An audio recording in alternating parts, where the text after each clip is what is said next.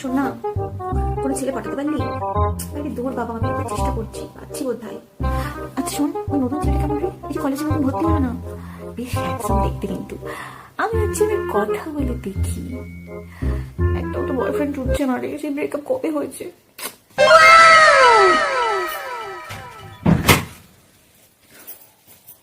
কি করি বলতো? এই যে মুরলি, দাঁড়া এটা। বৌদি, এটা কি? তুমি আমাকে ঘর মোছা এটা দিচ্ছি, মারছো কেন? পারুলের মা আজকে আসবে না। কি? পারুলের মা আসবে না? তো আমি ঘর মোছা এটা নিয়ে কি করবো? চটপট ঘরটা মুছে নিস, ঘর ঝাড় দিনিস। আর শোন, কিছু একটু বাসন আছে সিঙ্কে, ওগুলো ধুয়ে নিস, ঠিক আছে? আমি একটু পার্লারে যাবো, বলেছে আজকে সব কিছু করতে হবে, কিছু করার নেই। শোন, কিছু জামাকাপড় আছে, একটু কেচে ছাদে মেলে দিবি, ঠিক আছে? আমি বাসন মাজবো, আমি ঘর মুছবো, আমি কাপড় কাচবো, সব আমি করবো?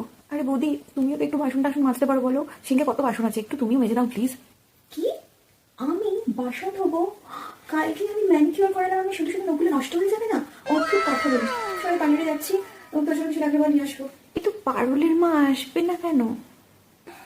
আসলে কি বলতো, পারুলের মা আজ থেকে আর কোনোদিনই আসবে না।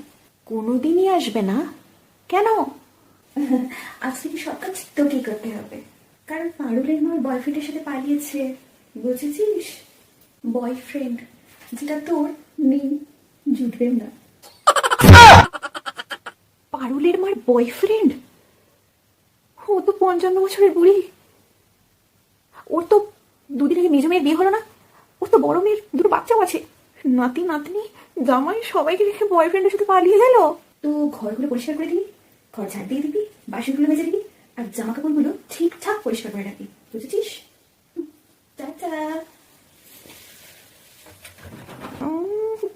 আর বৌদি, একটা নাকি 55 বছরের বুড়ি, তারও নাকি বয়ফ্রেন্ড উঠে গেল, আর আমি এখনো একটা বয়ফ্রেন্ড ঢুকাতে পারলাম না।